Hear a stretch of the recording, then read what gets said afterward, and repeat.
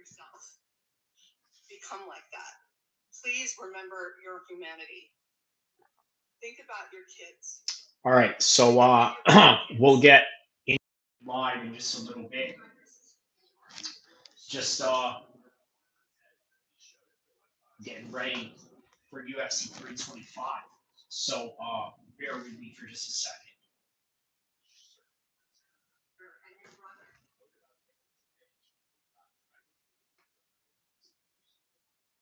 These are all people who have kids or fathers or mothers or aunts and uncles and people who love them.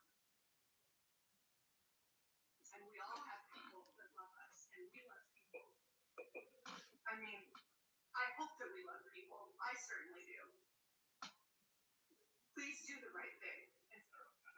She needs to stick to what she does best, which is not acting right now. Because I would say there are two very right on that. And it's something that we're going. Can I say something? Out of all the little, she at least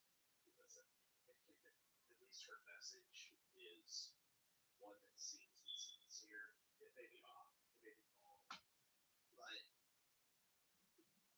at least she's trying to be sincere. But the whole point is that everything you're saying is just stupid. It's not real. I've given you the understanding. You guys understand something? This is what you need to understand. Do you know that the federal government, DHS, ICE, and any third party, Statistic.org, Veritas, ProPublica, nobody tracks if American citizens are apprehended and deported. Do you want to know why? Do you want to know why nobody tracks it then? Why? Because it doesn't happen. Because it doesn't happen. So there's 170 reported cases. 170 reported cases. They don't track that stat. So when everybody keeps saying that this is happening, this is all a good for bullshit. Most of those people.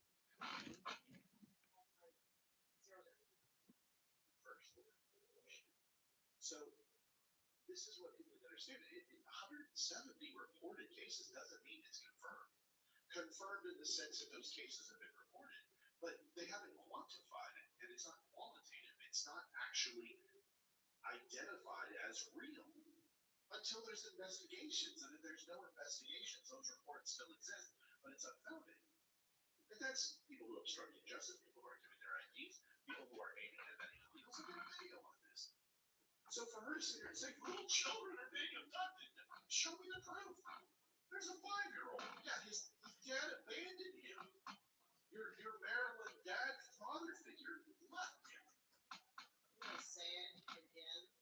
Keep politics out of my entertainment. I don't want to see. And sports. Oh, I am so sick. Colorado Avalanche, shut the fuck up. The guy who's on the social media, pardon my French, shut up. I am so sick of people talking about the thing that's going on in Minnesota absolutely sucks. Okay, you know what? Dude, just tell me about my hockey and shut up. And just keep politics. All right, so here we are. We are live right now. With just about the right amount of people that are in here right now. We're going to talk about UFC 325, but also world events as well. We're going to talk about world events, and then Alexander Volkanovski having the final fight of his career. That is what we're going to talk about, okay? The reason why is because he was matched up with this guy that he's previously beaten so that he can go out on a win in his final fight. That's what Volkanovski has going on right now. Okay? An easy fight for his final ride, and, well, we're going to take a look at why Volkanovski has the chance to beat Diego Lopes. Let's see if we can find the fight. By the way, I'm going to play the fight. I can't show you the fight, but we will react to it. Round by round, kind of give you a little bit of a play-by-play.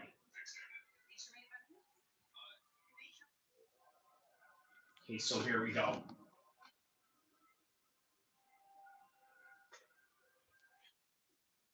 By the way, so the reason why I played what I played early in the show is because I wanted to illustrate the vast difference that a lot of people are looking at the ICE controversy. But we're going to talk more about that later on. But right now, we're going to concentrate on UFC topics for this particular moment. And right now, we will react to Diego Lopes versus Volkanovski 1.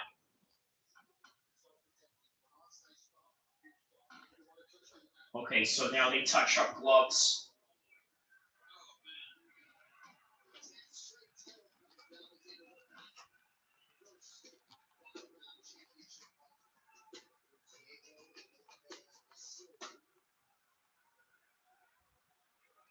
All right.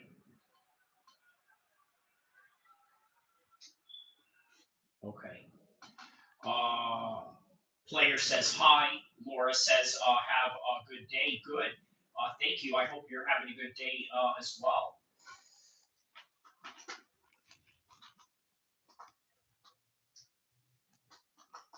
Okay. So let's do the fight right here.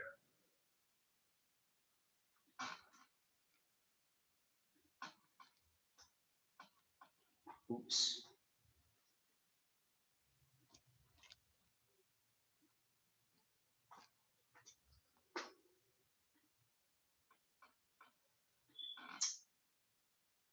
He says, happy birthday. Not my birthday, actually, but if it's anyone's birthday on your part, then let me know. Okay, here we go. Round number 1, Volkanovski versus Diego Lopes. Victory says, my man, you know what we're doing right now? We're doing fight replay of Volkanovski versus Diego Lopes 1. He says, your mic isn't working.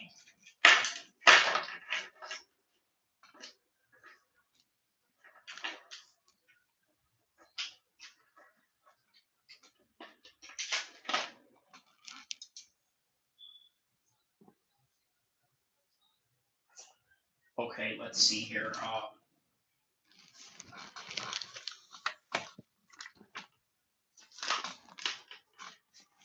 Are you hearing me okay now? Let me see if I can barely hear you, but sounds like you're in an empty room with an echo.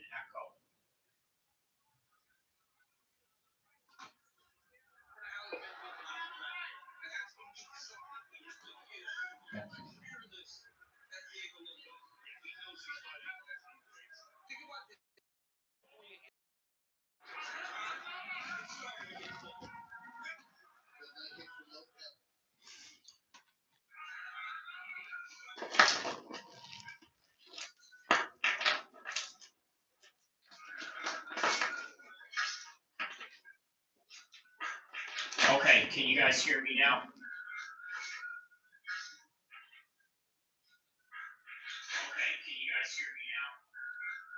Okay, perfect. I think we got the right volume going right now. Okay. 6767 Laura Kimmy is saying, is that Laura McKinney, or I don't know how to pronounce your name. Okay. Anyways, back to Volkanovski and Lopes 1. Okay. So it's good enough. Okay. Okay, so there's some uppercuts right there by Diego Lopes. Obviously, from what I'm noticing right now, Diego Lopes gets hit a whole lot. Okay, Diego Lopes so far, from what I'm noticing, gets hit a whole lot. And what is the reason for that? Because he is a wild exchange type of fighter. Okay, a wild exchange type of fighter, and sometimes that can work against his detriment to his defense, also leaving him open to harder shots. Obviously, Volkanovski didn't really hit him with hard shots that knocked him out, but with anybody else moving forward, that could be a possibility. Volkanovski right now,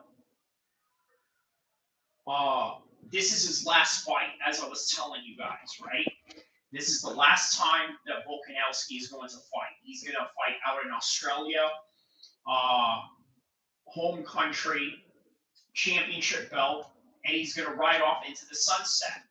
Okay, now it doesn't mean that he is. It doesn't mean that he is the best fighter in the world or the pound for pound #1 guy in the world, but he's going to retire as a champion and he's going to retire on top, and that's more than anybody could say. All right, especially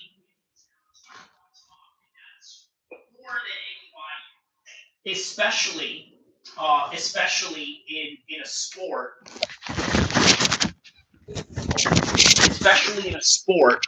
that that is very unforgiving. Okay, this sport is extremely unforgiving in terms of the people. Okay, in terms of how they go out. Hold on a second here.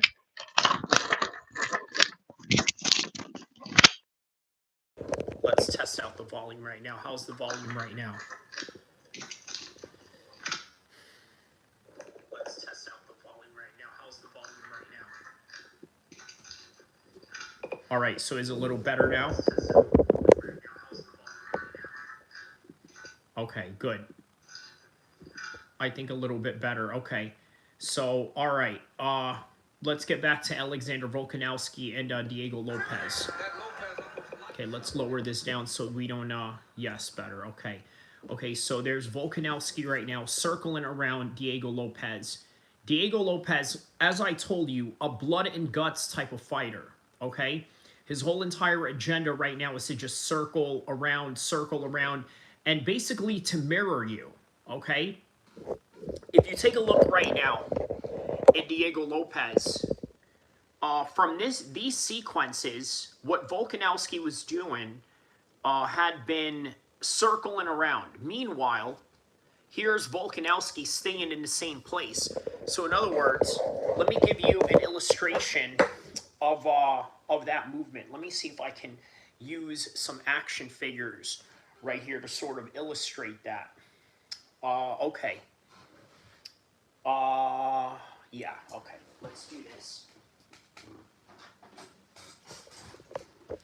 Okay, so this is, let's say this is Diego Lopes, right? This is Volkanovski. Volkanovski is circling around as Diego Lopes is just staying in this position while also basically just trying to mirror him, okay? So that's the best way to kind of explain what Diego Lopes is doing, right? He's flat-footed.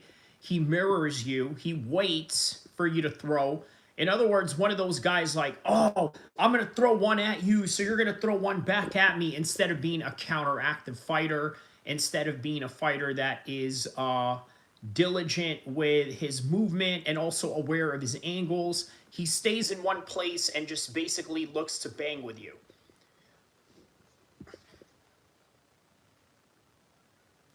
And then as soon as they get in a clinch position,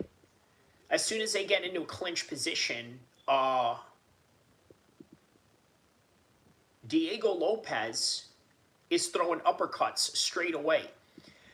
He says Lopes would hurt Volk anytime he landed. Volk circles away from the power the whole fight. Right. You know why? I think Lopes has a very strong trust in his power. That's what I think is going on. He's got a very strong trust in knowing that he could knock anybody out. But here's the thing, right? It has limits, doesn't it? You know, it has its limits considering the fact that Volk is in a completely different level than anything that Diego Lopes has faced before he fought Volk. Okay, so a lot of circling from Volkanovski. He says, right, look at the African 85er that just fought. Yes. You know what? That fight right there, it's crazy because it reminded me of the boxing match with Colin Walsh the day before, right? And the reason why it reminded me of that is because Callum Walsh told Dana White he wanted to knock him out, and Dana White said to him, kid, you can't knock everybody out. That's sort of what happened with the African guy. He hurt Poliev very early on, tried to hurt him multiple times, and absolutely nothing. Now look, let me tell you why Volkanovski's going to win this fight again. The wrestling, from what I've noticed, was a lot more favorable towards Volkanovski, even if they were just fighting Greco-Roman style, grappling on their feet, rather than Volkanovski really having any luck on the ground. At least that was until the first round of this fight right now that we're watching. He says, yeah, he was banking on a KO for sure. He says, Gautier could have finished the fight 2 times. Yes, Monkey, you're absolutely right about that. He could have absolutely finished the fight, but the reason why he didn't was because he put his eggs in one basket, okay? Just really relied on the idea that he was going to get him out of there. And the experienced guys, they know better than to overextend their energy to that capacity. Okay? Like, he really was going for that KO, and he later realized that, you know what? Sometimes I got to get in there and fight a little bit technical. Diego Lopes has to do that, right? He has to be very patient. That's what he has to do. Remain patient throughout this fight. So in round 2, it's still a little bit one and the same, right? He's circling right around him. There it is, circles right around him again, and he continues to maintain himself in the same spot. I'm talking about Diego Lopes, right? Just constantly staying in the same spot. There's Volkanovski right there with some good jabs, circling right around him again, not allowing Diego Lopes to corner him into the back of the ropes, or as they say in boxing, the ropes, we say the cage in MMA. There it is, and then he's opening up some kicks as well. Now he rocks Volkanovski now rocks Diego Lopes, clinches him up again, right? Beating him in the Greco-Roman exchanges, right? Which is basically upper body clinching. Now they're back at it right here in the same circling effect that Volkanovski is doing. So what Diego Lopes needs to do in this fight, that's a little bit different, is he needs to execute cutting off angles, okay? So in other words, right now, let me slow this down right here, because I actually have this fight sped up on 2P, right? So let me slow this down on normal speed right now, and see what is going on. So we are at 20 seconds left into the second round.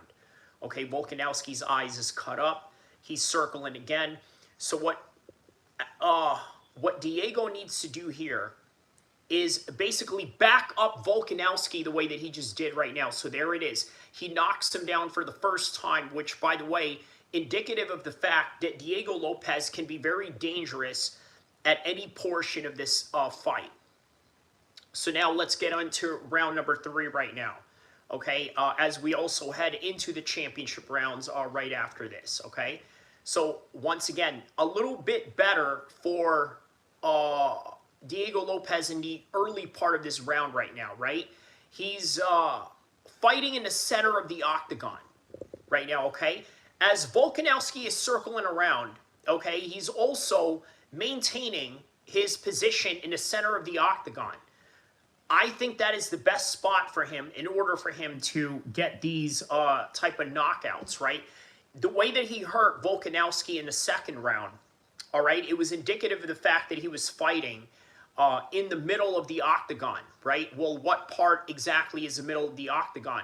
At least from what we are looking at right now, obviously there's the rock star symbol, right? Whenever you see the rock star symbol, it's usually right on the middle of the octagon, okay? So that is the indication of where the middle of the octagon is. Just think of M, right? Obviously, M is for monster.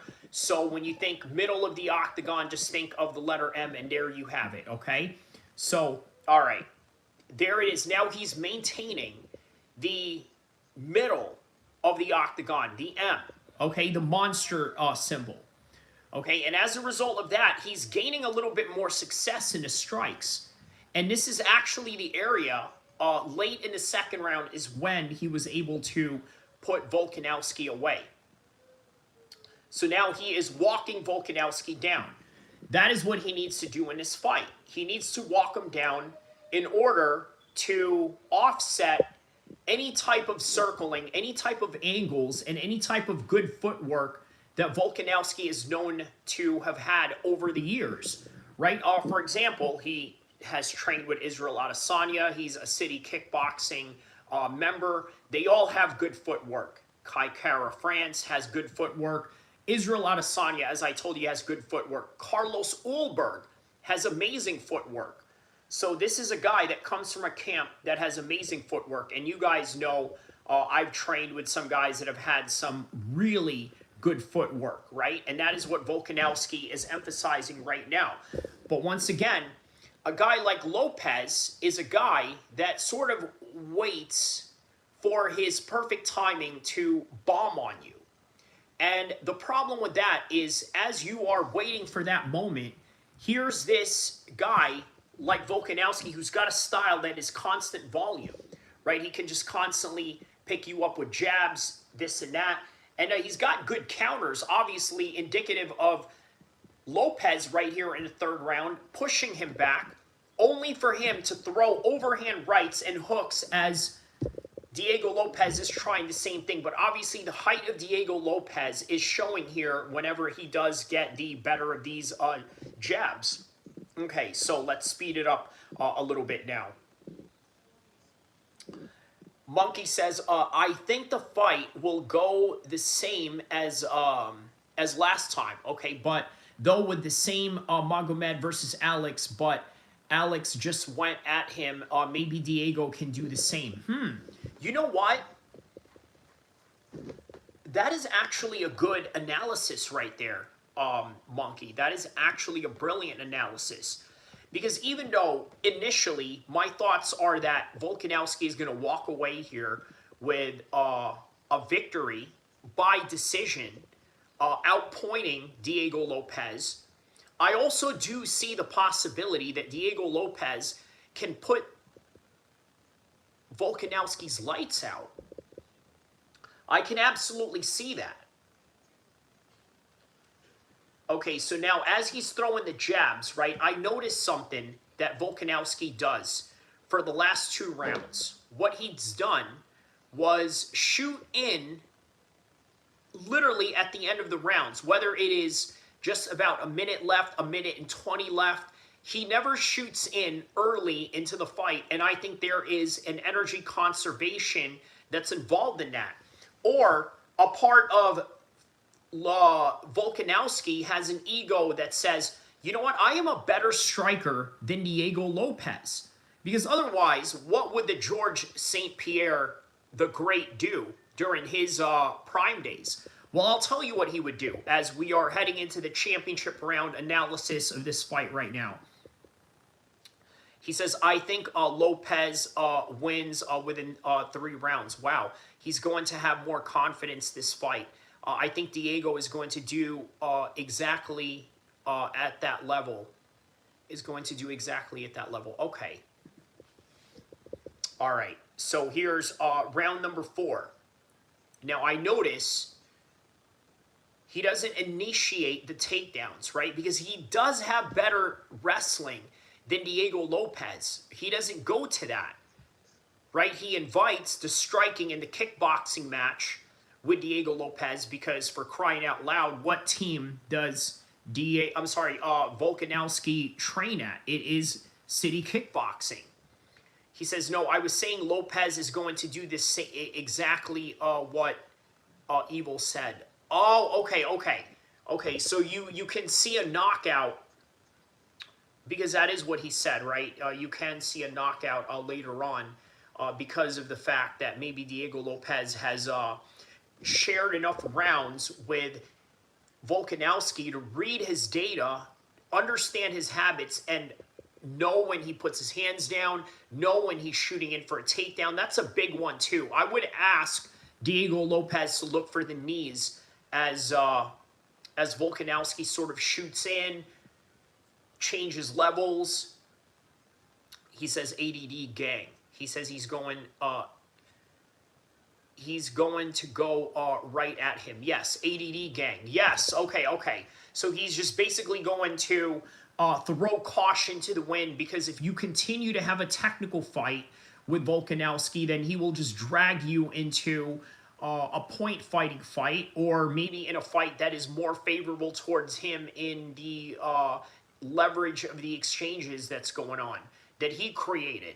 Right, because that's the thing about striking that a lot of people don't know, right? There's a lot of openings that you have to sort of make in order to get to the next sequences. It's kind of like chess in that way, right? So he says, walk. All right, man. All right, so here's Volkanovski right now just circling around Diego Lopes again. ADD gang, yes. Shout out to Mark Haney. You know what, man? There's a couple of merchandise ideas now we have created in the chat, right? The Race Whisperer and now ADD Gang. I think that would be awesome, right? Like ADD Gang, you'd have like Truck Taylors. One could either be red, one could either be blue, right? Or one could either be orange, you know, if you, let's say you are with the Hoovers and whatnot. But yeah, you know what I mean? ADD Gang and a Race Whisperer. Merchandise store coming near you. And then there's Ted Cruz in the background right there. That's right. They fought in front of Ted Cruz because obviously this was in Miami that this fight had taken place previously. So now here we are in the 5th round. And I've noticed Diego Lopes, if he's going to do anything different in the next coming fight, it is going to be that he's going to cut the circle of Volkanovski, walk him down. Oh, there's a little spinning back kick right there that he attempted. Let's see how many times he throws that, or throws it at least one time as an element of surprise in the next coming fight around. All right, man. So advancing on the part of Diego Lopes in this was 43% in comparison to Volkanovski with just 5%. And also, let's not forget, in this card as well coming up, we also have UFC Asia tournament, right? Yeah, the Asia Pacific tournament that they have going on. Road to UFC, which is, yeah, so that's going to be interesting. He says, yo, so my kid got bumped to varsity wrestling tonight as a freshman. Wow. I'm missing the fights for a good reason. Wow, man. Listen, Mark, shout outs to your kids, man. Yeah, let me know. Let me know if you want me to shout them out or anything like that. Big congratulations to your kid for making wrestling varsity at freshman at that, right? Which really shows that in order for you to wrestle at varsity at freshman, it shows that you have a certain dedication, a certain time that you put into training, and then the coaches really trust you. So that right there is a big accomplishment. So congratulations to the Haney family and their kid for being a freshman in high school. And wow, man, beautiful, man. You know, brings back a lot of good memories in high school wrestling as well. Yeah, beautiful times, man. So shout outs to you on that. So Diego Lopes is now ending in the last 10 seconds. He's asking Volkanovski to do the little Max Holloway, I'm going to point down and let's go throw down right here type of deal, right? Which was a bit of a sign of desperation, showing that it was a little too late. Volkanovski outpointed him in this whole entire fight, and what Lopes needs to do a little bit different in this fight and this second time around is that he needs to be early, be first, and be extra aggressive as the fight starts from the very beginning. Because if you allow Volkanovski to play his game. He's going to outpoint you. And, oh, man, shout-outs to Mark Haney, man, with the $20 super chat. My man, he says support the Cause ADD gang. That's what I'm talking about, man. Shout-outs to you, man. Shout-outs to you, man. Thank you for the super chat, man. He says, these will be the best years of y'all's life. He says, hell yeah, Mark. That has to be an amazing feeling. Soak it up, brother. Shout-outs to Mark. That's awesome, bro. Yeah, man. Yeah, big ups to the Haney family on that one, man. You know, a great friend to the show. I pray that everything goes good this season and that he comes out healthy first and foremost, right? Primarily because of the fact that there's a lot of injuries that happen in wrestling, and so let's hope and pray that, you know, health is the most important thing, right? Having good health, having a good immune system, because there's a lot of immune breakdown that comes with weight cutting. I don't know if your son is, you know, wrestling in the lower weight classes or if he's a heavyweight. But obviously the heavyweights don't have that problem. But if you're a lower weight class guy, away from the heavyweights, then yes, you have to worry about the constant fatigue of weight cutting, dehydration, and things of that nature. So these are very critical things in you know, in wrestling. And then, you know, ask anybody that's wrestled, right? Marty, I'm sure you've wrestled. A lot of the guys in you know, in the UFC have you know, especially Americans, right? Who grew up in the American high school systems, you know, have gone through like hundreds of matches, right? By the time you're a senior in high school, you have already competed like 100 times already, right? Like you would wrestle sometime from Wednesday all the way to Thursday, and then Saturday, and then sometimes you'd have tournaments, so you'd have multiple guys that you'd be wrestling on that day. So it's just a constant grind, and health is the most important thing to go through a wrestling season, because the workload is a grindful. The injuries, you know, you are prone to them, and then obviously, as I mentioned, the immune breakdown. So all right, let me keep up with this. He says, Real Ishmaelite says, looking dangerous, brother. Keep it up. Thank you, the Real Ishmaelite. Shout out to you, my man. Drizzy Goat says, close fight this week. I'm rocking with Viziev, BSD, and Lopes for the win. I might have to go with Hooker on that one. Patty let me down last week. He got exposed. His standing is trash, and grappling and wrestling isn't top tier. Yes, he says, I hate open mat wrestling, easy way for me to get injured. Facts. He says, Mark Haney says, yup, you know it. Monkey says, do you think Bo Nickel is the only one that can rival Khamzat's wrestling at middleweight? Yes, but I think Khamzat, I need you to understand, right? Now we're talking about MMA and not wrestling, right? Khamzat's MMA is way superior than that of Bo Nickel. Now, if we want to find out who has better wrestling, we got a platform to find that out, which is RAF, right? Let's have Khamzat get in there in wrestling, you know, singlets, and get in there and face Homeboy, right? So that way we can find it. But if we're talking about MMA, right, his striking is so superior, you're probably not going to see Bo Nickel show off his wrestling in an MMA fight against Khamzat. Indicative of what Khamzat has done to Gerald Meerschaert.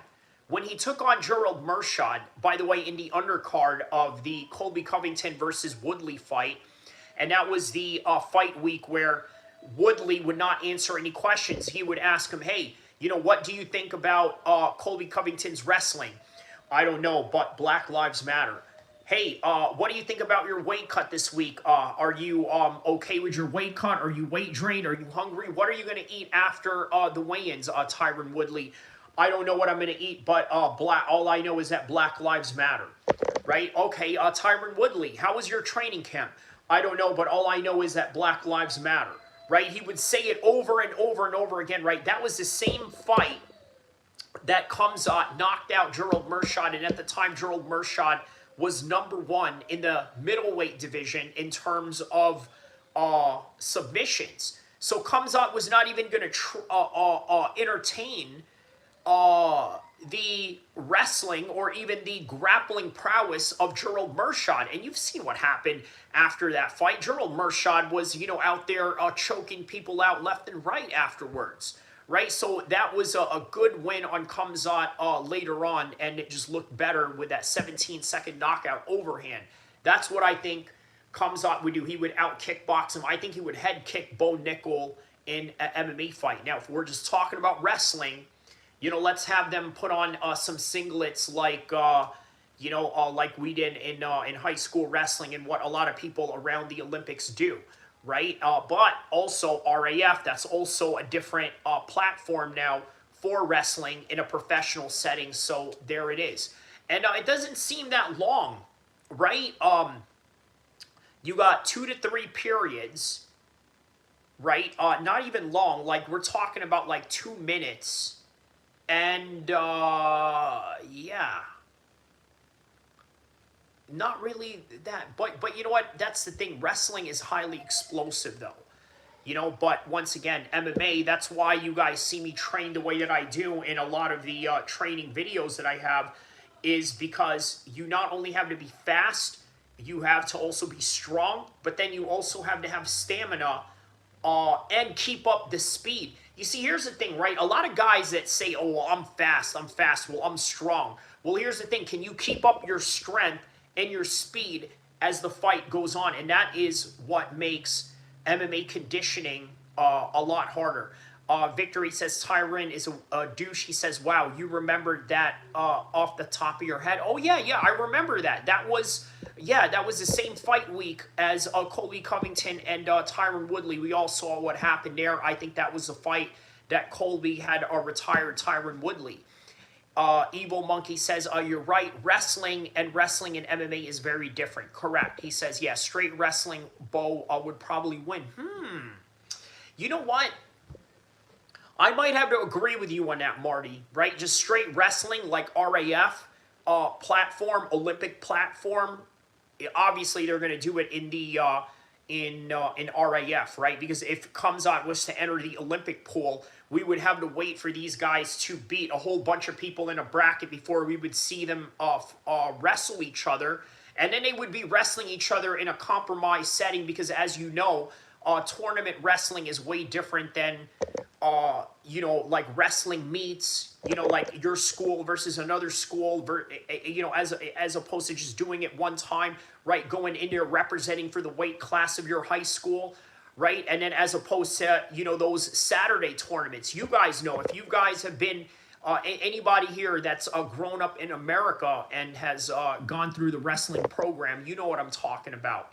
You know what I mean? For all the OGs out there that, that understand that. But yes, I will say Bo Nickel would probably manhandle Khamzat at wrestling. And here's the thing, right? Here's the thing.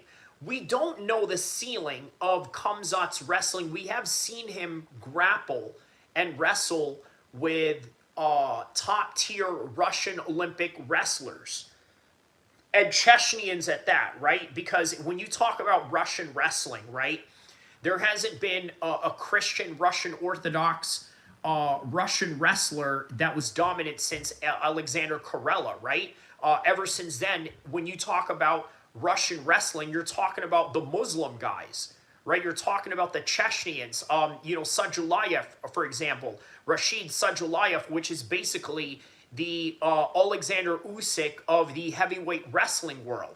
So for those of you that follow Olympic wrestling, you guys know what I'm talking about. And for people that don't know wrestling, you guys think I'm speaking like an alien language or something, right? But for all my real wrestlers out there, you know what you know, and you know exactly what I'm talking about. So, yeah, man. Okay, so we got some people out here that are saying they think Benoit Saint-Denis is going to lose this or win this. Actually, somebody said that he's going to win this. I think You know what? Here's the thing, right? Skill-wise, I'm going to say that Dan Hooker is the much more skilled guy between them. Can we agree with that, right? Can we say that Dan Hooker is the more skilled guy? But here's the thing, right? Who is the harder worker between them? I think we know the answer to this. The person who works the hardest sometimes will have that extra energy and umph fight night. Okay, and who that is exactly? I mean, it is Benoit Saint Denis, Special Forces French guy. By the way, a lot of people seem to have mistaken him for a French foreign legionnaire, right? I want to make a correction about that. Benoit Saint Denis is not a French foreign legionnaire. He is French Special Forces. Because number one, he's not a foreigner. He's a French native. So therefore, he's not a French foreign legionnaire. And remember, the name there is French foreign legionnaire. What is a French foreign legionnaire? It is a military conscript. Okay, sometimes people that become officers, if let's say they stay long enough into the French foreign legionnaires, it is people that are foreigners that France recruits in order for them to have an opportunity to obtain French citizenship at the end of their service term or their tour of duty. Okay, that is what French foreign legionnaires are. Okay, they are a very tough training, right? It's special forces, but it's a different kind of special forces. It's a special forces that emphasizes non-native French. Now, Benoit Saint Denis, he has a little bit more of the native French treatment. You see, they didn't put him in the French foreign legionnaires. They put him in the French special forces. So in other words, when Benoit Saint Denis is in his barracks or wherever they're deployed at, right? Because as you know, the French are heavily deployed all throughout Africa, right? Let's say Djibouti, Africa, right? That's also where the African command of the United States base is also based out of. They also have French forces in that part of the world as well. Well, okay, Benoit Saint Denis, let's say he was deployed in Djibouti, right? Which I think is also a confirmed fact in his military service record, right? So he's out there, he's French Special Forces, his coffee is top tier, whereas with the French Foreign Legionnaires, they get treated like foreign trash because realistically, you are trained like a Special Forces soldier, but ultimately you are a foreigner, so therefore your accommodations and let's say your dorms or barracks that you live is subpar compared to somebody who is French Special Forces rather than a French Foreign Legionnaire. Okay, so I hope that I explained that for people out there that mistaken Benoit Saint Denis as a French Foreign Legionnaire. No. Correction, he is French Special Forces. Okay, so moving forward, that alone, Special Forces is Special Forces, right? Whether it's French Foreign Legionnaires, whether it's the French Special Forces, right, which, by the way, is branched off in the army, right, the French army of where Benoit Saint Denis is serving under. And as a result of that, it's hard training. It is grinding. It is a test of your will and your might and your perseverance, to which sometimes can beat talent, okay? Now, what I see out of Dan Hooker is the much more talented fighter. He's a better striker. He looks a lot more loose in the way that he throws his strikes, a lot more fluid, right? And that's indicative of the fact that he trains with City Kickboxing, the likes of Israel Adesanya, the likes of Volkanovski, who, by the way, is headlining this card. So, Dan Hooker, on the other hand, is a party boy. Okay, he's got a lot going on. He's got this 1 minute beatdown, little backyard fight that he has going on that he's a promoter of. I think that he also teaches classes at City Kickboxing as well, right? That doesn't sound about right, but he says, you think BSD will grapple? I think he will absolutely grapple Dan Hooker. I think so. I think he will, and I think that he will outgrind him. I think that Special Forces mindset is going to beat the talent of Dan Hooker. You know what they say, right? Hard work beats talent. You understand? This is an example of that. He says, yeah, he has to. I agree with you.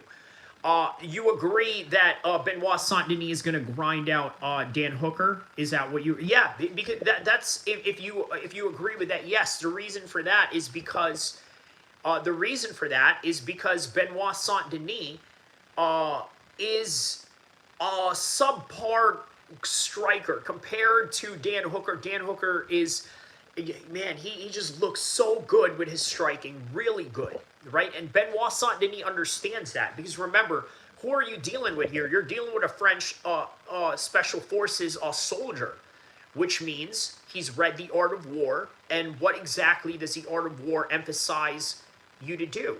Attack them in their weakest points and fight them at your strong points. So what is the strong point of Benoit Saint-Denis? Okay, his strong point, he knows, well, my strong point is going to be my wrestling. Because this New Zealand guy, he's very good and he's Muay Thai. So he's going to use this Muay Thai, his long kicks, his long deep kicks. He's going to use his long jab. So what I got to do? I got to take him down and, grapple him. I got to treat him like I'm arresting a terrorist. That's what I have to do. Right? He says Armin Sarukian, Ferranda says. Victory says yes. Monkey says, let's not forget, Dan is also a grinder. Dan is a grinder in what way? In a way where he gets his head punched in, right? That's not in a way of, let's say, grappling, or, because that's the thing. That is what Benoit is going to do. He's going to stop the strongest weapon that Dan Hooker has. Owen Mania says, are you Egyptian partially? King Louis with the laughing emoji. Shout out to Owen Mania, man. Let me know what part of the world you are from, my man. That's a very interesting name, by the way. So let me know what part of the world you are from, and you are very much welcome here. Shout out to everybody that is here right now. So my final analysis on this one, guys.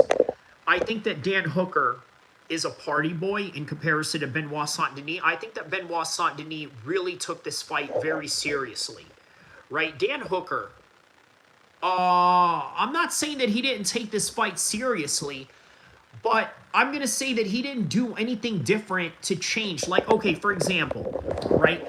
Did Dan Hooker bring in Bo Nickel to work on his wrestling? No, he did not. Did he bring in, let's say, a Muay Thai expert like John Wayne Parr, who, by the way, is based out in Australia, a Muay Thai legend, right? World-renowned Muay Thai legend.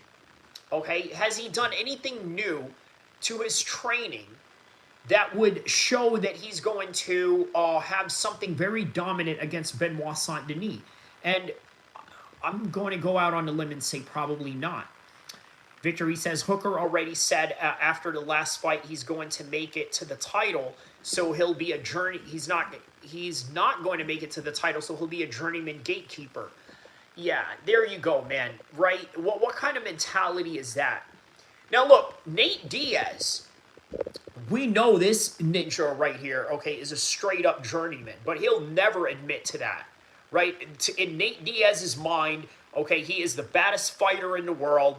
He is, the guy that is, the biggest alpha male in the room, and everybody is a punk, everybody is a bitch, everybody is a square, right? That is in the mind of Nate Diaz. He ain't thinking, I'm a journeyman. In his mind, and, at sometimes he is kind of right about that, he's, a bona fide superstar, right? And you can't argue with his mind on that, right? You can't argue with the fact that he knows he's a bona fide superstar. Yet here's Dan Hooker. Oh, you know what, man? I'm just here. Pick up a paycheck. I know I'm going to be a journeyman, and that's going to be it. I don't really care. At least, I get to have some banter with Izzy and all of that. You know what I mean? Like, that's all he cares about in this, right? It's not an attitude of, of a champion. let me go back to some of these comments. He says, LOL Mania ain't my last name. Okay, I'm from LA. Oh, okay. He says he doesn't take any fight serious.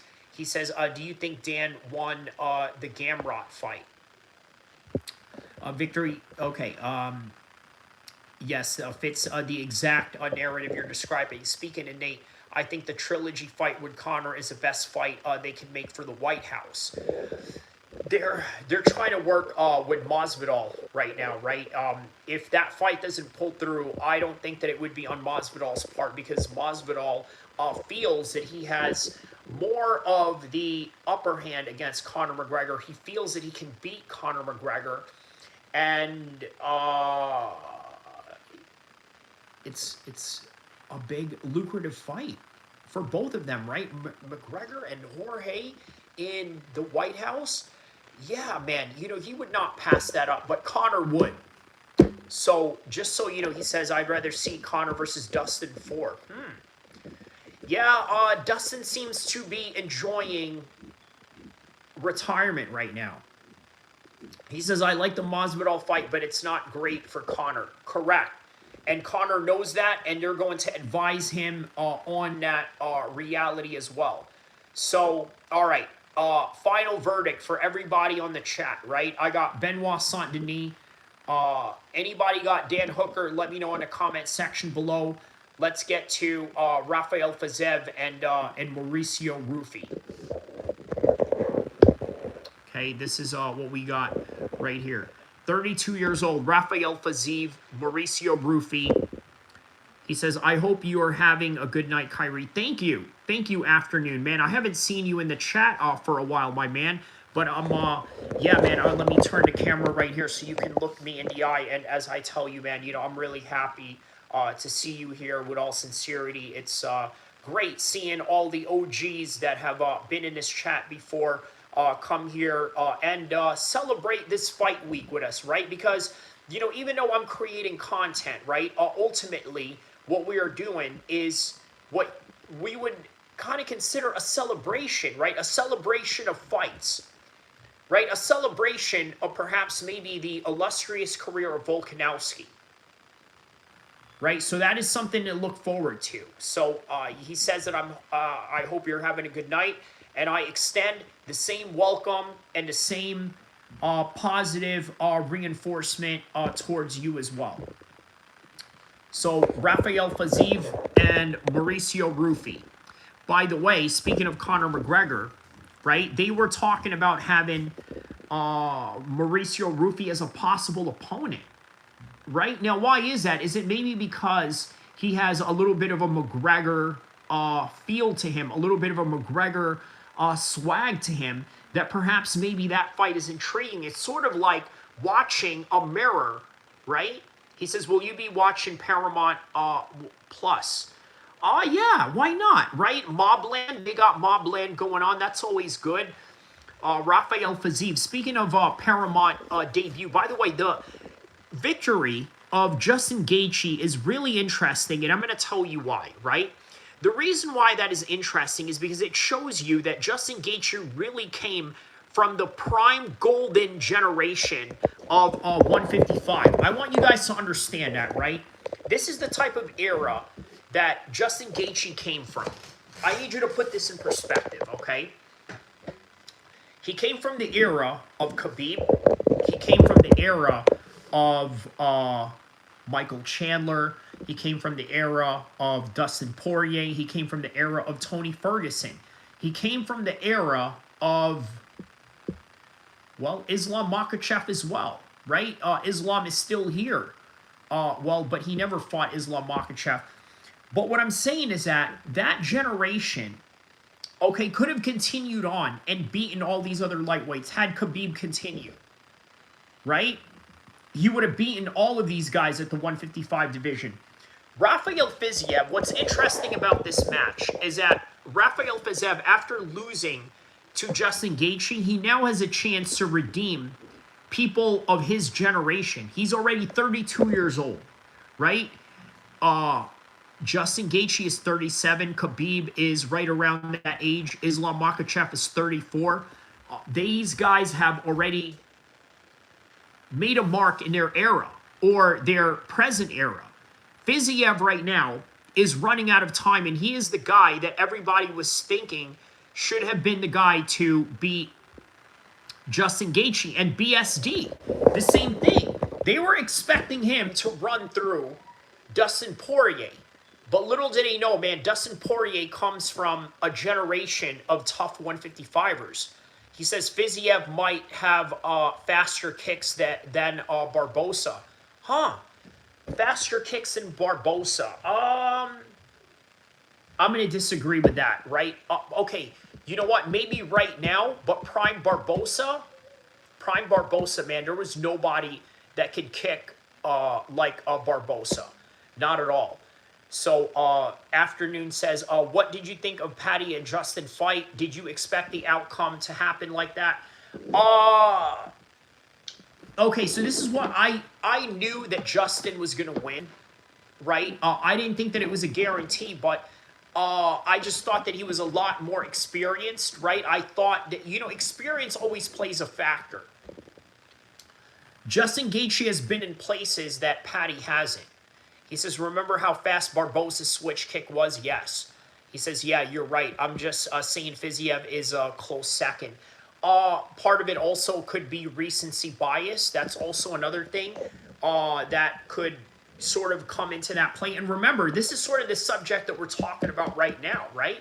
The subject that we're talking about is that the fact that those heavy lightweights at that time were just at an elite level that I think a lot of the new guys right now have a hard time keeping up with or settling into those expectations. Khabib, that's a very hard shoe to fill. That's a very difficult shoe to fill with Khabib, okay? Very difficult. Not an easy task. Islam Makhachev, now that he's left 155, not an easy task. Ilia Topuria, now that he's an undefeated champion, not a very easy task. Not a very easy act to follow, as they say, right? They got a lot to live up to. So,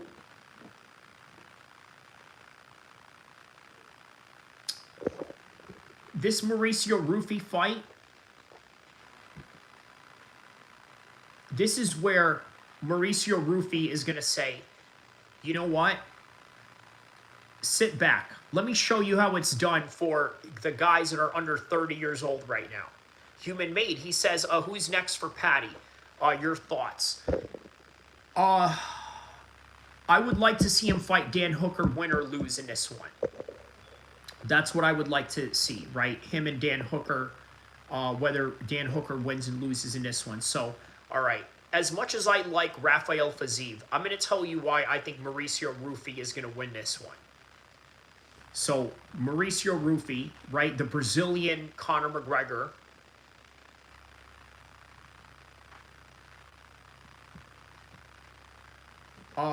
he just recently lost to Benoit Saint-Denis by a neck crank, right? And you're probably thinking, well, you know what? He just came off of a loss. He's probably going to lose this one. Listen, guys, Benoit Saint-Denis, okay, is a grinder. Okay, this was bound to happen, or, you know what, in, a few sequences away from the ground, or maybe if this fight didn't hit the ground, none of this would have happened, right? He says, agree, great fight, and they have beef. There you go. Right, there you go. So that right there is the reason why it would be perfect whether Hooker wins or loses this one. It's great if Hooker wins because then Patty has something to sort of look forward to as a win. All right, you know what? He just came off of a win. I came off of a loss. It's a great way for me to redeem myself and show that I belong in the top 5. Yeah. He says, Evil says, Rufy has great distance control and staying out of range. That is exactly why he's going to win this fight, because of exactly what you said. Rufy has great distance control and staying out of range, and that is exactly what he is going to do. Fiziev is not going to neck crank him the way that Benoit Saint-Denis did him in the last fight. That's not going to happen, right? Because Rafael Fiziev is wrestling shy. Okay, that's what Khabib would call wrestling shy. If you've ever trained an AKA or have been around Khabib's team, right? Whenever they run pro practices, right, and you're, let's say, sparring with a guy, you know those training sessions where you switch up partners every 5 minutes, every new round you're with a new guy, right? One of them things. For those of you that have trained in pro MMA gyms, you know what I'm talking about, right? If he sees you kickboxing and not throwing any shoots or single legs or attempts to clinch or anything like that, he will scold you for it, because Khabib will tell you that this is mixed martial arts, and that is completely what it is. It's mixed martial arts, not kickboxing, not boxing, and most guys will just stay there in the pocket and box, or stay out of range and kickbox just to take a rest, because guess what? It is a lot harder to put yourself in a wrestling position. He says, have you watched any RAF events? Oh, yes. Yes, I have, afternoon. We actually had a few discussions about that here in this channel, but just a little bit briefly in this chat, in this particular live stream earlier, where we talked about potential matchups that we would like to see, such as Khamzat or maybe even Bo Nickel, right, against each other in a wrestling match, because we argued, well, I argued that Khamzat was going to beat Bo Nickel in any regard, and MMA, but in wrestling it could be a little bit different, and a lot more competitive, and maybe a lot more favorable towards Bo Nickel. But a lot of people are mad at Bo Nickel, though, for not taking that matchup against Yoel Romero, only for the replacement of Yoel Romero to basically, you know, beat him. And yeah, so that's a story for another time. But yeah, so with this fight, I'm going to go with Mauricio Rufy, distance, control, and I think he's going to outpoint him. Afternoon says, maybe a wild take, but I think we'd be more likely to see McGregor and RAF than MMA ever again. You know what? McGregor would get murked in RAF, right? Anybody that has grown up wrestling would murk Conor McGregor in... like, he can't do anything in wrestling, right? If he can't elbow you or knee you, like, yeah, he would absolutely destroy you. But here's the thing, right? There's a contract issue going on with Conor McGregor right now. Okay, matter of fact, let me bookmark this right now just so I can clip this later, right?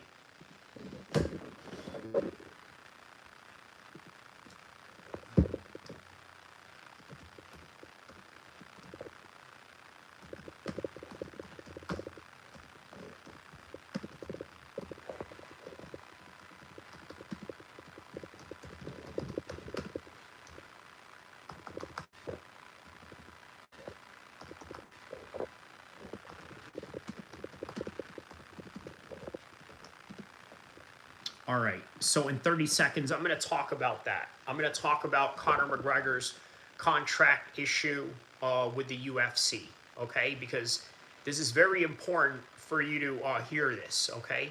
So we will talk about it in 20 seconds.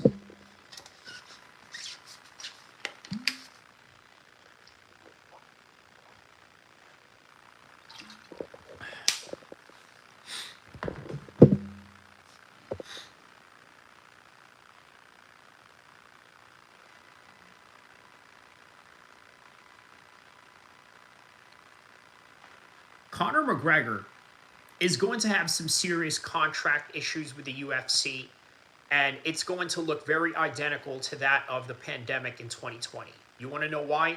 Check this out. During the pandemic, he had an issue where they couldn't get him a fight. Why? Conor McGregor is blockbuster. Exactly. Precisely the point.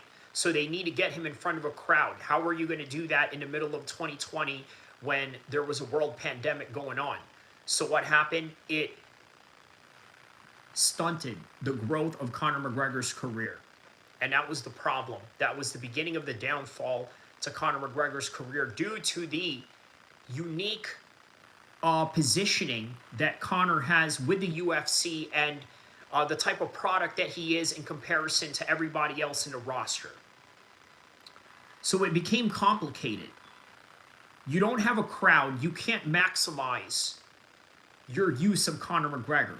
What exactly does Conor McGregor bring? He brings in people from around the world, in particular in Dublin, Ireland, to fly to Las Vegas, book hotel rooms, which is big economy for the town of Las Vegas in a Conor McGregor fight week. And then on top of that, lucrative for the UFC, both in gate and pay-per-view sales alone. Okay? So that makes him a very unique product. Which means that if you were to put him and fight him in front of nobody during the pandemic, you would have essentially wasted your entire investment. So they're looking at Conor McGregor as not even a human being at all, right? They're looking at him as a product that they need to exploit to its maximum ROI, okay? Return of investments. Because they've invested a lot in Conor McGregor and they've gotten a lot of returns in Conor McGregor, and they want to continue to keep doing that and do that over and over and over again. Okay, they want to continue to do that. So as a result, Conor McGregor is in a unique position once again in the new era of Paramount. And what exactly does that mean? Well, Paramount no longer requires pay-per-views. You see, all you need at this point right now is to pay, I don't know how much Paramount is, maybe $8 or $9 or something like that, but not a whole lot in comparison to last year where you were paying top pay-per-views $80, okay, $90 if you wanted in HD or in maximum, high quality. But now you're paying a whole lot less, $1,000 less that you are saving throughout the whole entire year just to sign with Paramount. What is in it for the UFC?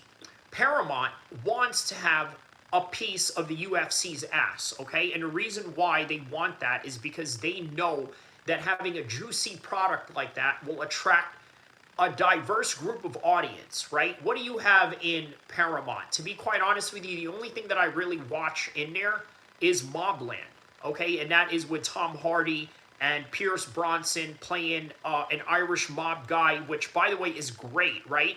Just the great storylines that he has where he's interacting with these Mexican mafia cartel guys, and in the midst of that, they talk about stories where they were watching the Lennox Lewis-Mike Tyson fight in Las Vegas, okay, talking about how they got into it because of some, I don't know, some sort of like racial banter, saying something about Mexicans.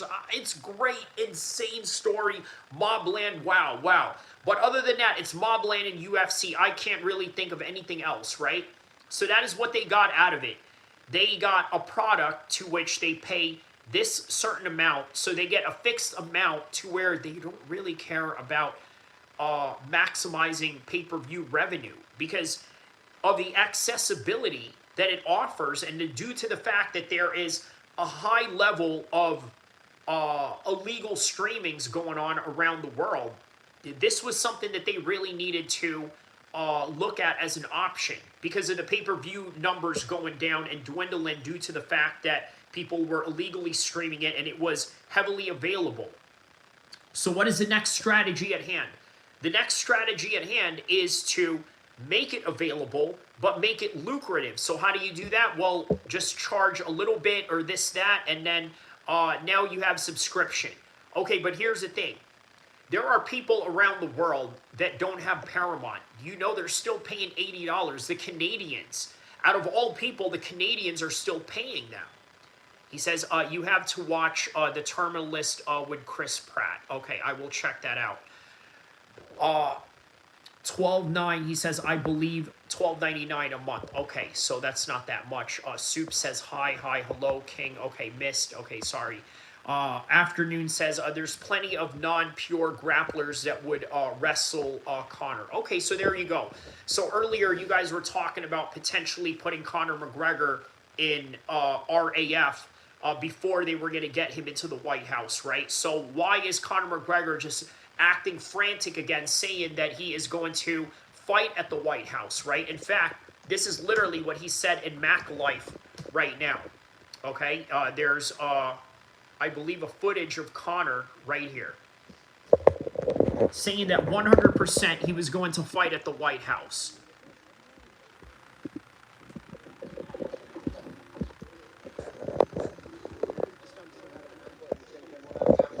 Seriously, fucking way better this time.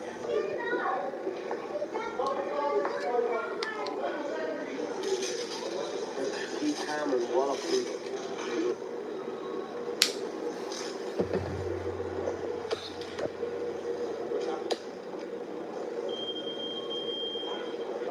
We're getting into this bit of a game here. All right. All right, not bad. Am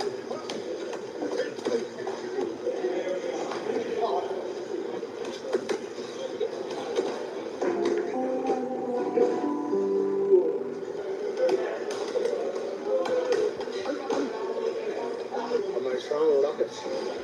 These are missiles, yeah? These are fucking missiles. I'm 100%. This is, yeah? We're going in here 100%. I'm going into this fight 100% Conor McGregor. Not 92. 100% Conor McGregor. So it has to be really meticulous. We were right there with the last one. As a unit, we do it. Right? Let's go, let's go. All right, so from what it looks like, we do have a focused and very disciplined Conor McGregor. This is good. But here's the thing, right? These contract issues are going to be a problem. He's going to ask for more money. Now, here's the thing. He said that he is not going to negotiate with the president. I'm sorry, he's not going to negotiate with the president of the UFC, but rather with the president of the United States, but rather the government of the United States, right? Because remember, the UFC White House fight card doesn't have any sponsors. It also doesn't have a crowd. So how are they going to maximize Conor McGregor into this? This is why I told you, and I made this video, right, in my latest video during this recording of this, or the live stream portion of this that I'm going to clip out later, right? That video was basically explaining that Conor McGregor's not going to fight at the White House. Well, here's why. Because they want to save him for a pay-per-view maybe in July. Not in June, where the White House fight is going to be, but in July. Because remember, the White House card is going to be free, okay? No sponsors. The UFC doesn't make money off of it. Unless, of course, the United States government decides to pay for the entire event, to which the UFC will have to ask for a certain fee. Kind of like what Mark Zuckerberg did, right? He literally bought a whole entire fight night at the Apex and rented it out with literally nobody in there but him and his family, right? Which, I mean, you could probably argue the United States government, or maybe just Donald Trump himself, could do that. But I need you to understand, so that the casual sack says that's a good point. Yeah, so I need you to understand that there will be contract problems with Conor McGregor fighting at the White House. But it doesn't mean there's going to be problems with Conor McGregor fighting later on. I just don't think that it's going to be the White House. And the casual sack says it would be hilarious if it was sponsored by Seasons Riyadh. You know what? It's going to come to that. Because think about this, right? Conor McGregor has asked for the assistance of Turki Al-Sheikh before, has he not? He says, you know, Turkey, you know, I need some assistance over here, man. You know what I mean? He's literally asked for his assistance before. So what is Turkey going to do? He's going to talk to Donald Trump? Well, maybe not him directly. Turkey will just call Mohammed bin Salman. Okay, you guys know Mohammed bin Salman, the crown prince of Saudi Arabia, the guy that always meets with Trump, right? The guy that's constantly at the White House with Trump, right? The guy that constantly invites Trump to Saudi Arabia. He'll get in his ear. He says, hey, you know, what about this Conor McGregor fight? You know, what's going on? Why he can't fight at the White House? And then, of course, Trump is going to say, well, you know what? The reason why he can't fight at the White House is because Conor McGregor is too goddamn expensive. And then, of course, Mohammed bin Salman is going to say, listen, you want to insult a Saudi? That's one of the things that you say. You say it's too expensive. You know what a Saudi is going to say? How much this little leprechaun Irishman want? How much he want? How much he want for this fight? I think he wants $200 million to step in the octagon of the White House. Okay, done. Is no problem. $200 million we make. We sign the check. Boom, here it is. Who we make this to? White House or National Defense? Pete Hegseth. Who we make this to? Victory says Zuckerberg is such a dweeb. I hate seeing fighters train with him. Yeah, well, he bought an entire event. Okay, he bought an entire event. Just like Turkey El-Sheikh could buy this whole entire event at the White House.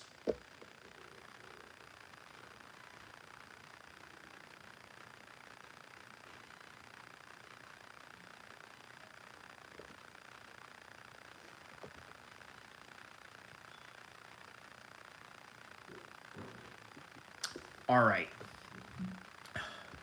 I had to do a long pause on that one because I was planning on clipping that 10-minute moment right there. So Meta sponsorship makes sense. Yeah, no, there's no sponsorship at all for the White House card.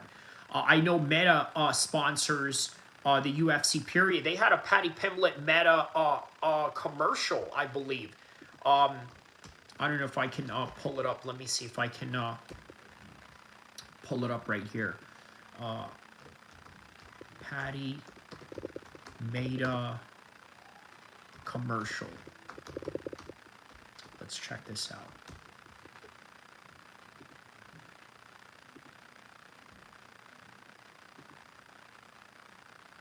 Let me see here.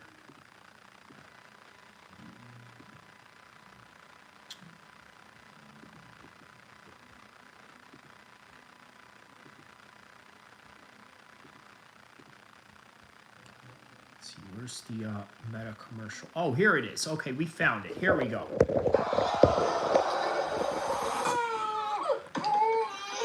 Hey, Meta. Will Aloe Cream help with these nasty nappies? Absolutely. Good shout, that. Tap, he's got a tap. Oh, it's over. Hey, Meta. What's a good medicine ball exercise for the dad with twins? Pick up a medicine ball like it's a baby and do some squats. I love you, and I love you. Hey lads, what are we calling this workout? Hey, Meta. What would you call... Okay, why is Molly in this commercial and she walks in on Patty holding, something that looks really weird, right? You know what I mean? Like, out of all people, why does it have to be Molly, lad? Hey, yo, listen, who was here during the live stream when I was doing the Scouser accent, right? I called out this dude who was, basically snitching on Patty, right? Just snitching on all of Patty's business out there. Darren G, right? Or Darren G. Anyways, back to the commercial. Call this exercise? How about the baby squat? It's called the baby squat, girl. You know that. Don't drop you. Oh, okay. Casual Zach says, holding the meatballs. Got it. Okay. So now I understand the pun behind it. Be careful. Yeah, man, they really wanted Patty to win that fight, bro. You know what I mean? They really wanted Patty to win that fight. I didn't see Justin Gaethje do any, Meta commercials. Hey, Meta, is there a cure for CTE? You know what I mean? Like, imagine Justin Gaethje doing one of those, But yeah, anyways. Okay, so they disarmed the comment on this one. Okay, so what else?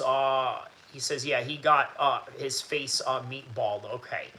So other fights, I've made other predictions for this fights as well. You got to check out the,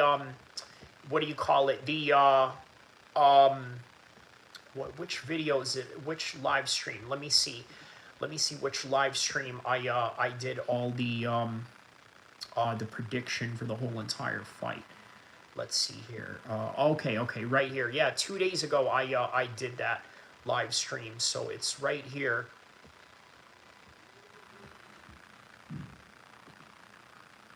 Okay, so right here on this live stream right here, I did 2 days ago, 112, right? Go to 112, and then yeah, I'm gonna give you guys a full prediction on that one right there. So that is yeah, right on this video right here. So just go check that out. But on any regard, let's check out all the other fights that are in here as well. So we left off with Rafael Fiziev and Mauricio Rufy. Next one, I have Tyson Teixeira.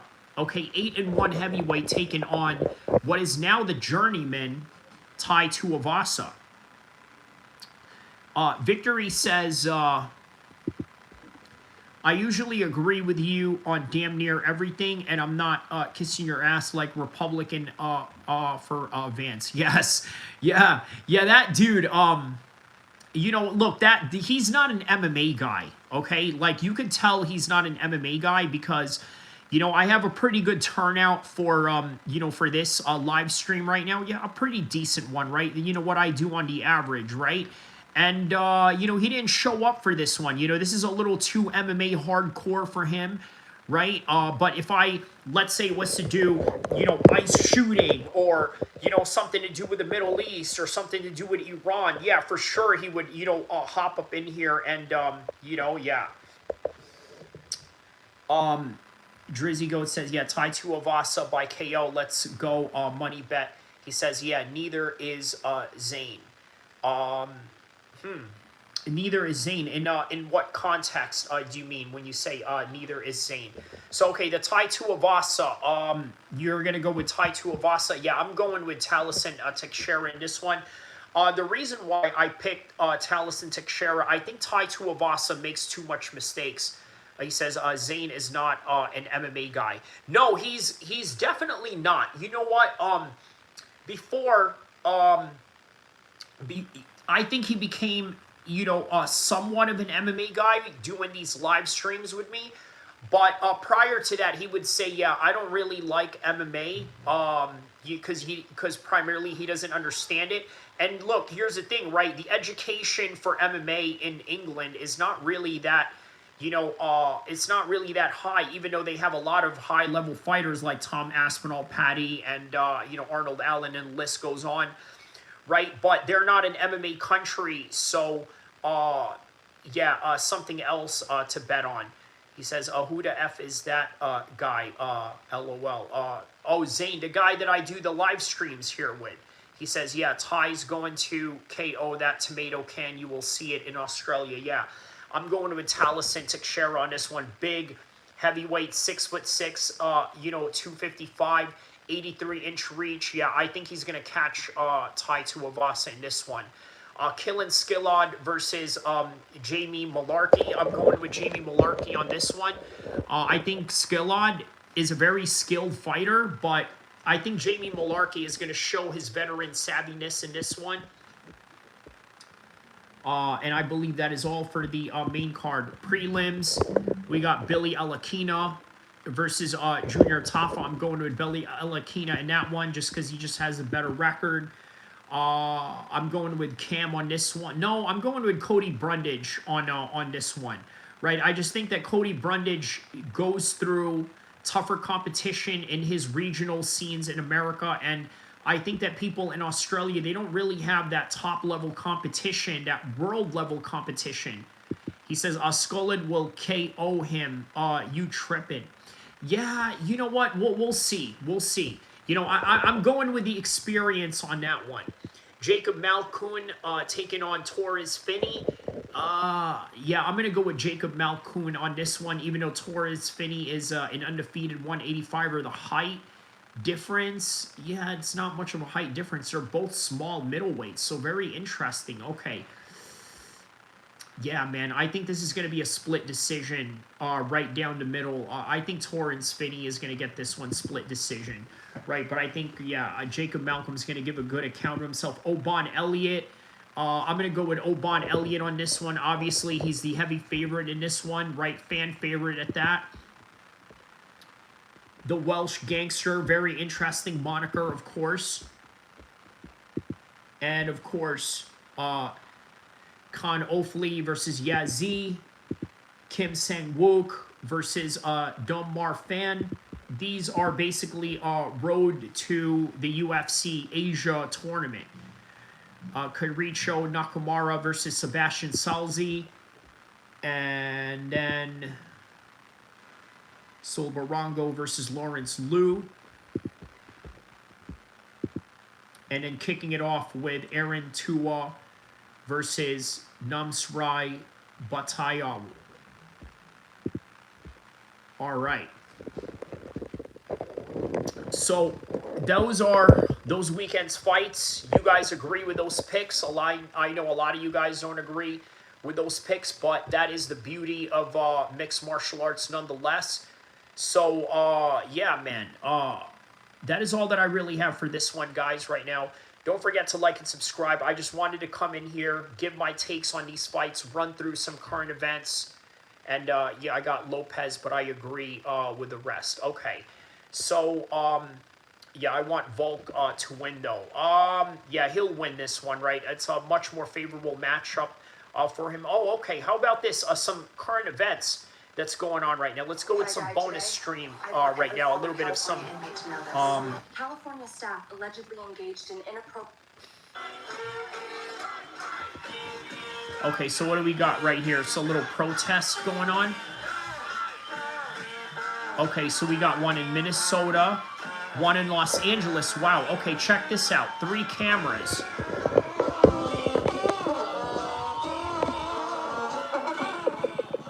So from what it looks like right here, we got protests going on. 3 cameras going on right now, right? The far right here that you see with my finger, that's LA. I don't know where the middle one is, but the far left, that is in Minnesota. So, yeah.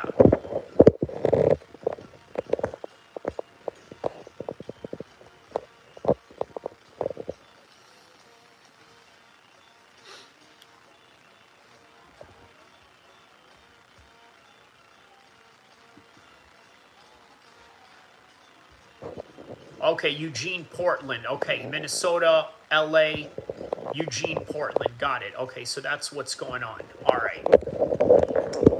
All right, yeah, the music sounds really horrible. I mean, it's just people, it's like just, you know, kids finding a bunch of instruments and then they just decided to start banging on it. So, yeah, what exactly is going on? Let's hear what Myron Gaines has to say right now.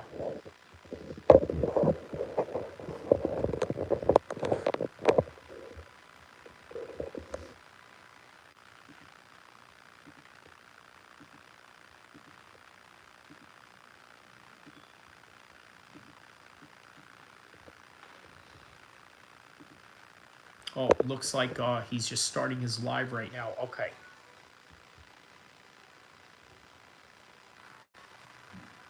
Says Mozart versus Murphy. Is that a confirmed fight?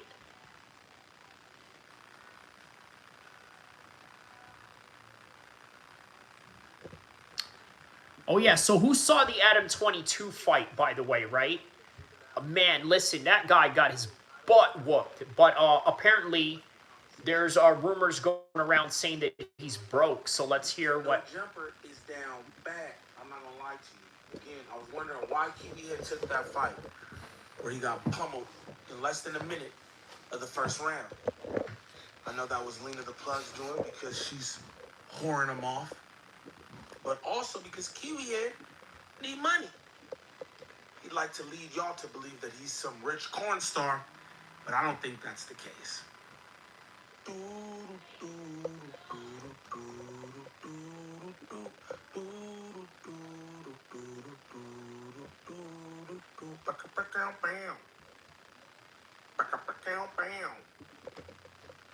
What's the righteous word? It's your boy Gangland Neem, aka Neiman I before the E.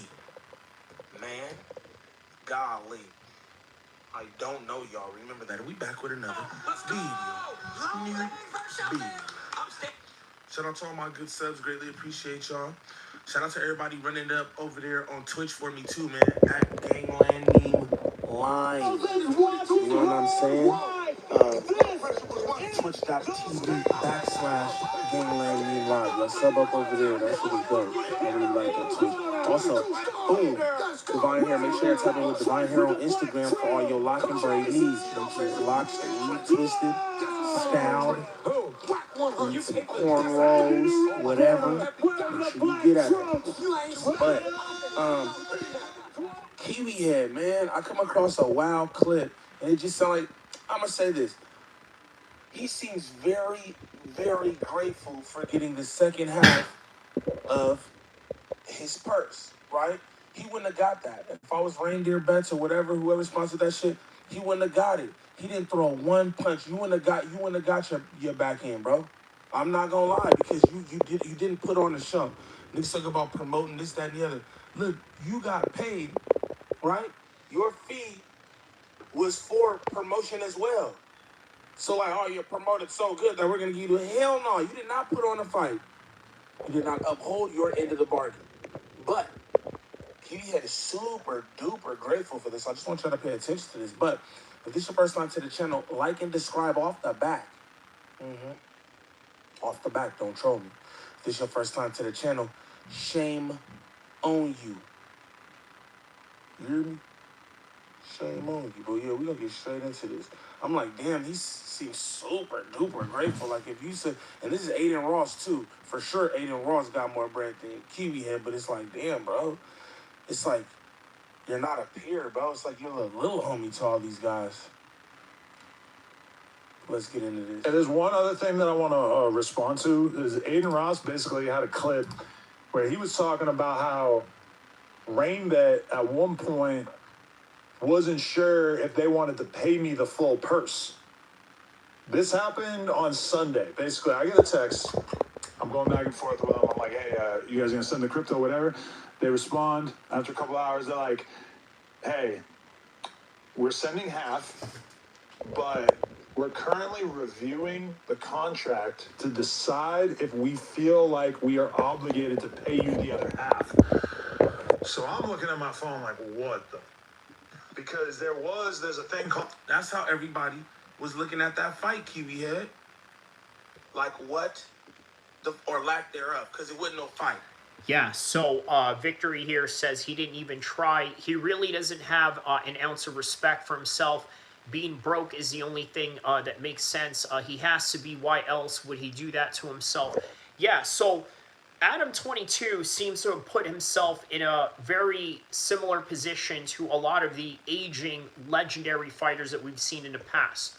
Right, BJ Penn has fought for a paycheck. Guys like... you name them, right down the list. John Fitch, right? Too many guys to name, right? It's in fact, it's tragic, right? Even fighters that you know in the regional scene are doing this, right? So he took this fight knowing that he needed a bag, and on top of that, if he was really doing this for the love of boxing or the love of trying to get better at it or for the love of trying to create something out of it, he would give himself space for a longer training camp. Who takes a 3-week notice fight? I'll tell you who. Michael Bisping takes a 3-week notice fight. Well, why does he do that? Well, because it was lucrative. Well, not really. He was already doing a movie with Vin Diesel when he got called to do that fight with Luke Rockhold. But this is what happened. They said, we're going to give you a title fight against Luke Rockhold. It was supposed to be Chris Weidman, and Chris Weidman was not able to show up, so as a result, we're going to give it to you. So 3 weeks notice, no problem. There's an incentive there. I'll do it. But here's the thing. Michael Bisping has been training MMA martial arts his whole life, right? So him going for a run every day while he was on set was enough for him to win this fight. Adam 22 has not done combat sports his whole entire life. He's probably went through a couple of jiu-jitsu classes, okay? And this is indicative of some accounts of people that train down in LA that sort of can vouch for this, but that's a reality, right? He's not an experienced boxer, not an experienced... He took the fight on what motivation? Money. Martin Bacoli was sent to go fight Joseph Parker in Riyadh season boxing card. At the time, Martin Bakole was on a hot streak. They decided they were going to call in Martin Bakole 24 hours notice. And he got knocked out naturally by Joseph Parker. Joseph Parker knocked him out. Victory says that was actually cool because Bisping had been working his ass off. Cool ending to a career. Facts. Facts. That is true. So, all right. More on Kiwi Head as Gangland Neem calls Adam here. It was a beatdown, gang. You got the beats by Jason Luv, gang. It wasn't no fight. I would have been reviewing that mountain too. Talk about, oh, what the? Like, come on, bro. You know that was a poor excuse of a I don't know what. This nigga curled up like a roly-poly, gang. Kiwi had curled up like a roly-poly, gang. That's wild. The fair play clause in the contract or whatever that basically stipulates, like, they don't have to pay you in full if they feel like you rigged the fight. If you gave up... Okay, so that's a very good question right there, Victory, right? He said, how can you ever feel like a man if you do anything that resembles what Adam 22 has done with Lena the Plug? Well, you know what? It's funny you mentioned that, right? As I was watching the commentary for the fight, I remember just how frantic Rampage Jackson sounded, right? Like, listen to this. Let's see if we can pull up Rampage's commentary here. Let's see if we can...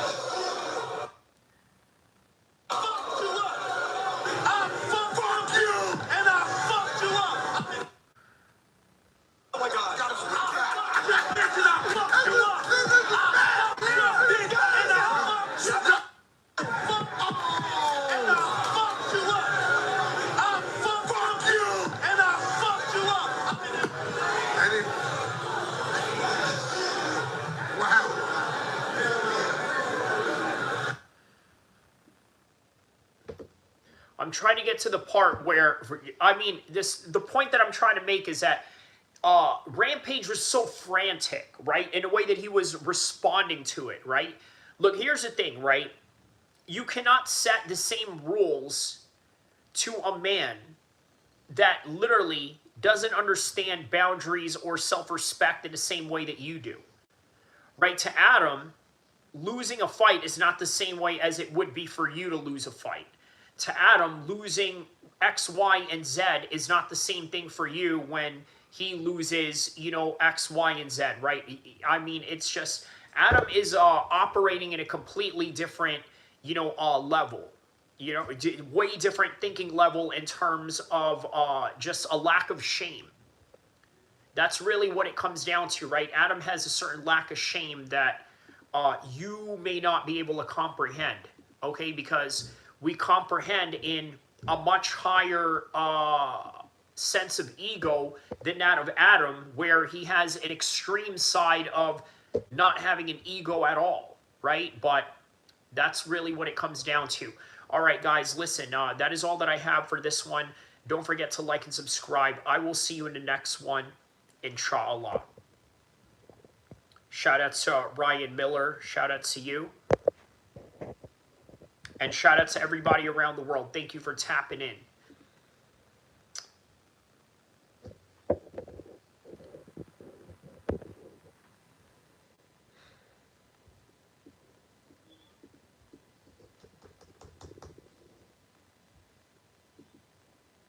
Two